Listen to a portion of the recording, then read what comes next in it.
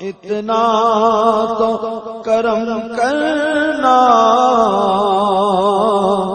اے نرگس مستانہ،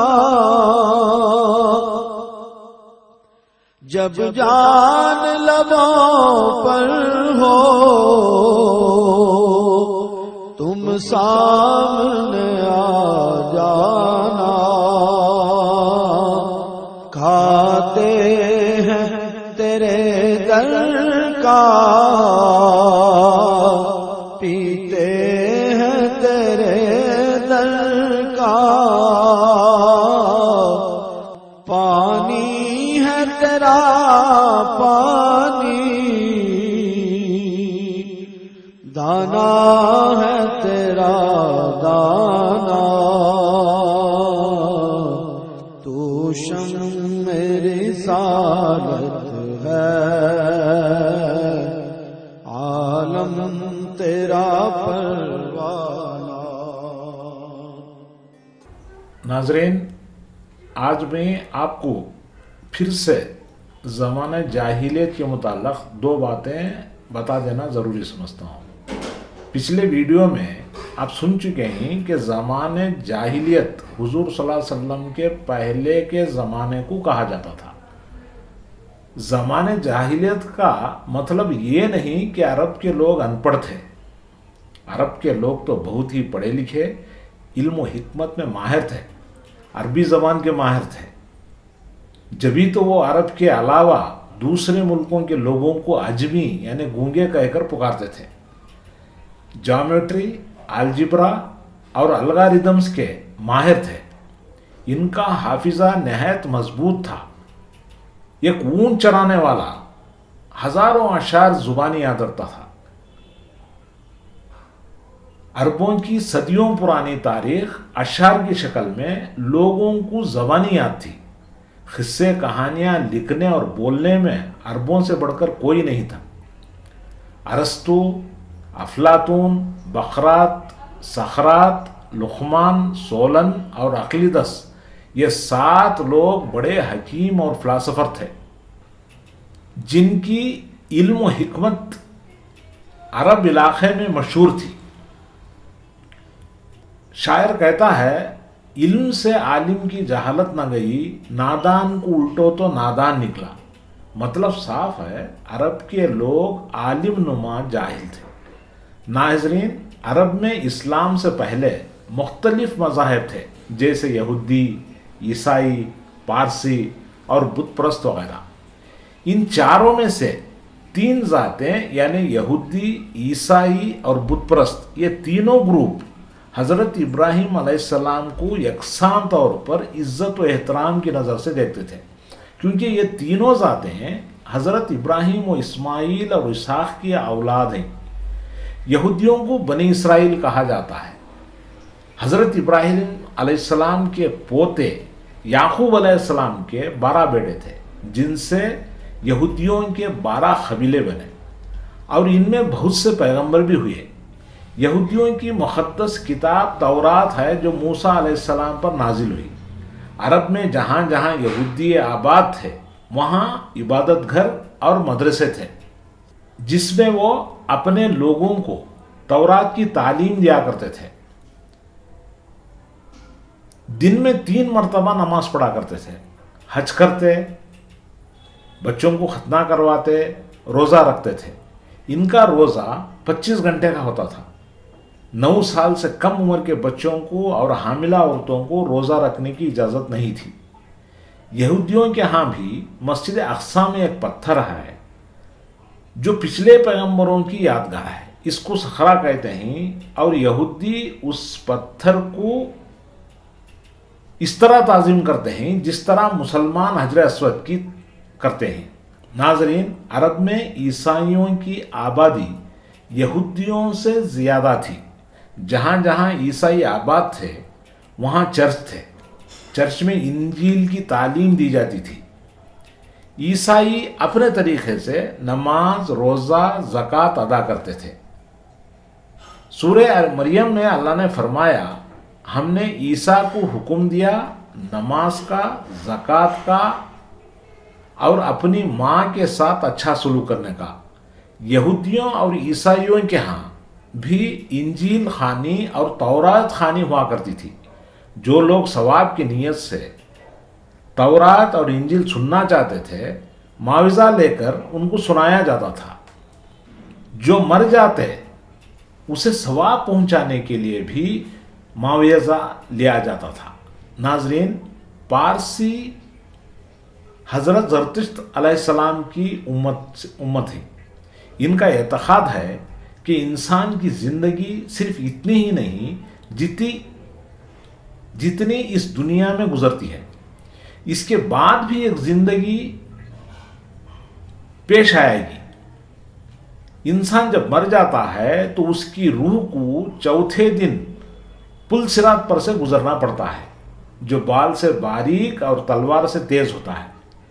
جو انسان اس دنیا میں اچھے عمل کرتا ہے اس کے لیے پل صراط چوڑا ہو جاتا ہے، جس پر وہ آسانی سے چل کر جنت میں چلا جاتا ہے۔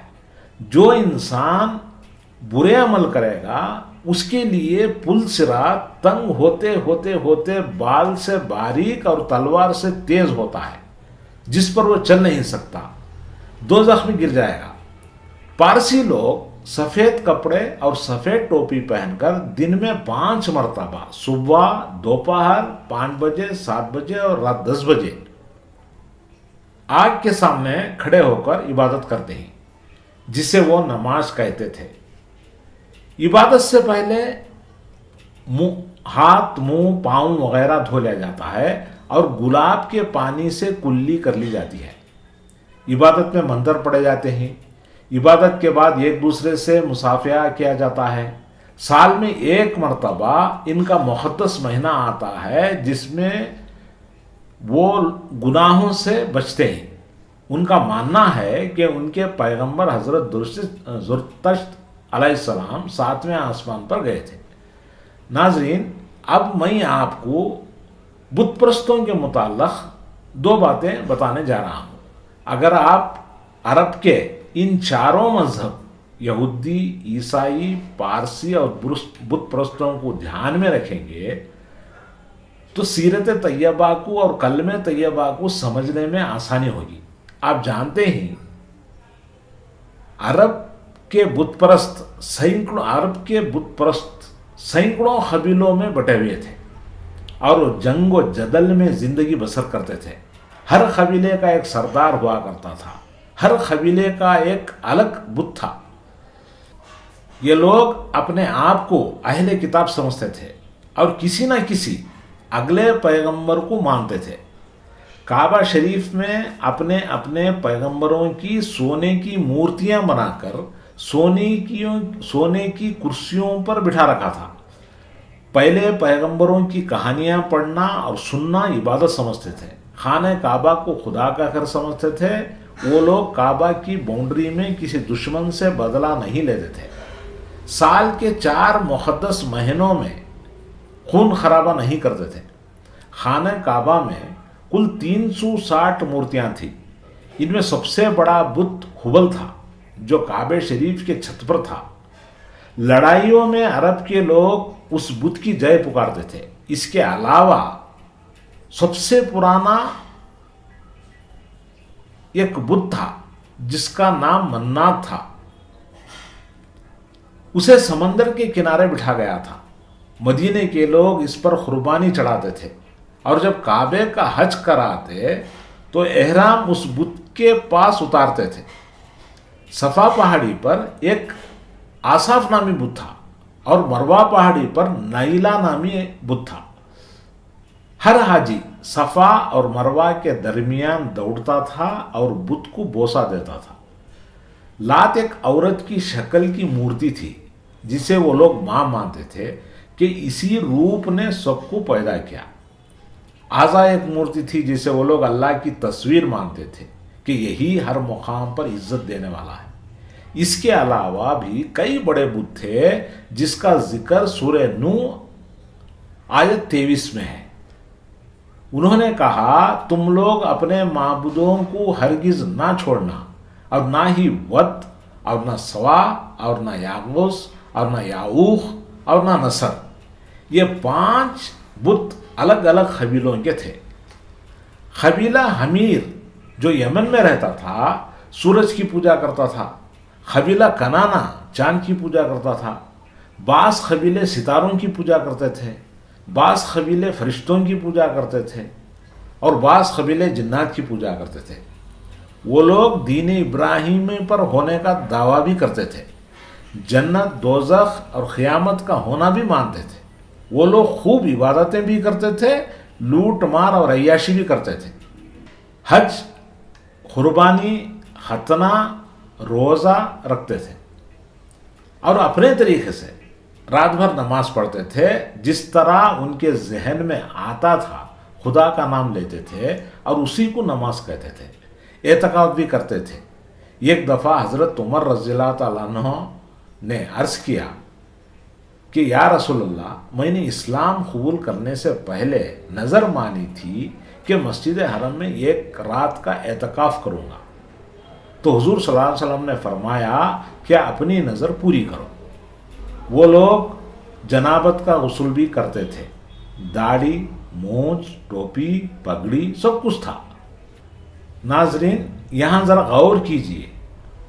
عرب کے لوگ بت پرست تھے، لیکن اس کے ساتھ ساتھ ان کا یہ اعتقاد تھا کہ یہ کل کائنات کو بنانے والا ایک خالق ہے. اس خالق کو وہ اللہ کہہ کر پکارتے تھے. یعنی عرب کے لوگ اللہ تعالیٰ ہی کو خالق رازق مانتے تھے.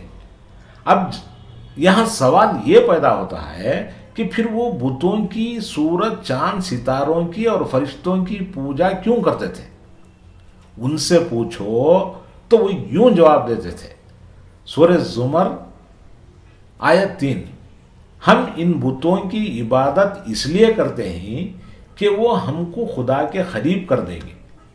سورہ عنکبوت آیت 61، اگر آپ ان بتوں کو پوجنے والوں سے پوچھیں گے کہ آسمان و زمین کو کس نے پیدا کیا اور سورج اور چاند کو کام میں لگانے والا کون ہے، تو وہ جواب دیں گے اللہ.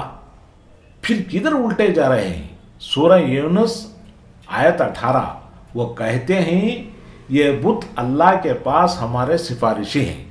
تو ناظرین آپ سمجھ گئے ہوں گے کہ عرب میں جو لوگ بت پرست تھے وہ بتوں کو خدا نہیں سمجھتے تھے، بلکہ کہتے تھے کہ بت ہمارے سفارشی ہیں.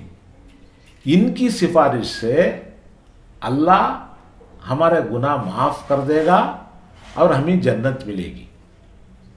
عرب کے یہ چاروں بڑی ذاتیں ہیں، یہودی، عیسائی، پارسی اور بت پرست، سب اپنے آپ کو سب جنتی سمجھتے تھے.